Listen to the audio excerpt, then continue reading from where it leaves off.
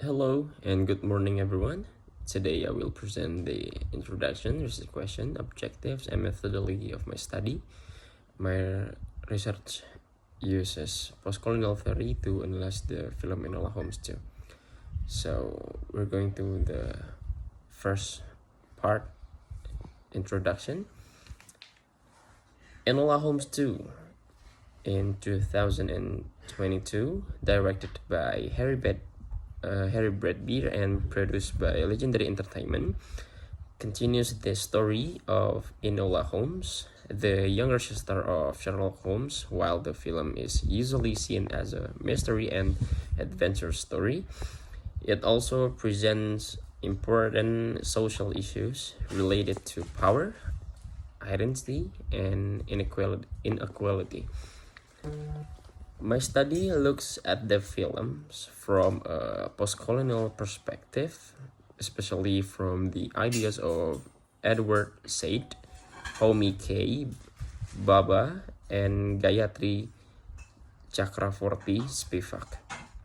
Even though the film is set in Victorian England, many themes still relate to postcolonial concepts. For example, the film shows class oppressions, the struggle of marginalized groups, and power structures that control women, workers, and people who cannot speak for themselves. The film also connects historical facts with social criticism, such as the real case of the 1888 match girl strike. This helps us understand how dominant groups maintain their power and how marginalized people fight to challenge the power. Because of this, Enola Holmes 2 is a good object for postcolonial analysis. Next is background of the study. Postcolonialism is not only about colonial history, it also studies how power continues to work in society through culture, language, and representation. Edward Said in 1978 explains how dominant groups create narratives that makes other groups seem inferior.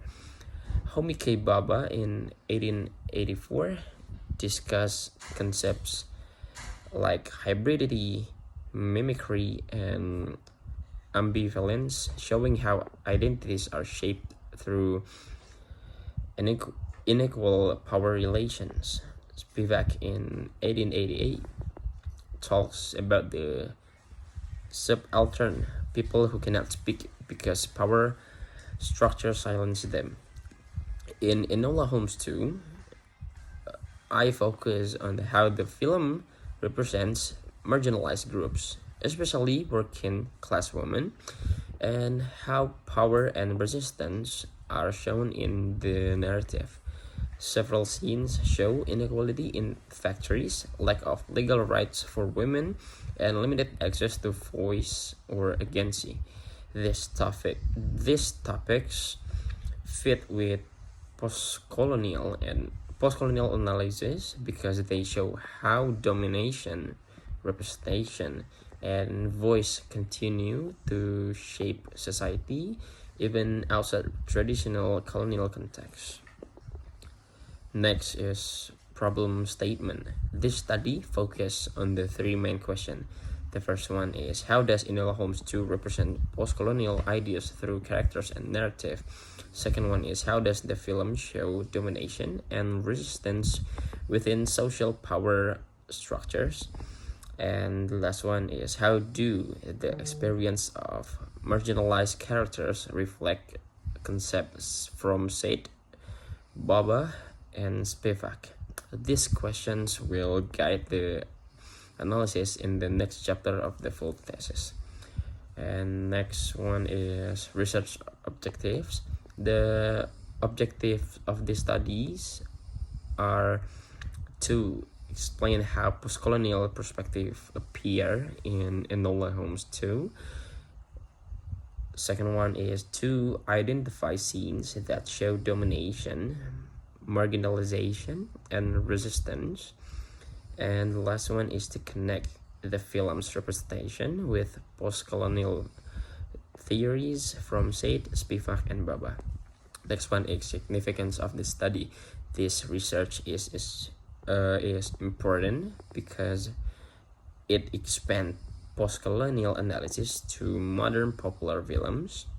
It shows how power, class, and identity are still relevant today, and it helps viewers understand social issues hidden inside entertainment media. For academic study, this research gives new insight into how postcolonial theory can be applied to Western-based films that still show cultural hierarchies. And for the methodology, the first one is research design. This research uses qualitative descriptive analysis, focusing on describing, interpreting, and connecting the film's elements with postcolonial theory. And the source of data, the primary data is the film Enola Holmes 2 in 2022. The secondary data comes from books and articles on postcolonial theory, including Orientalism by Edward Said, the location of culture by Homi K. Baba, and the next one is Can the Subaltern Speak by Gayatri Chakravorty Spivak, and the last one is additional journal articles related to postcolonial analysis and film studies. This source help me interpret how the film contrasts power and identity. And data collection, I use documentary techniques, including watching and rewatching the film carefully, taking notes and scenes related to domination, resistance, class, gender, and identity, quoting relevant dialogues, and saving screenshots of important scenes for analysis only. And data analysis, the analysis follows 3 steps. The first one is identifying scenes that show postcolonial elements.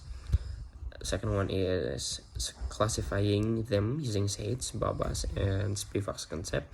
And the last one is interpreting the meaning of domination of resistance in the film. This method ensures that the results are systematic and connected to theory. Okay, I think that is the explanation of my introduction and also the methodology in the next stage of this research. Thank you very much. Thank you very much for listening to my presentation. I am ready to receive comments, suggestions, or questions that can help improve my research. Thank you.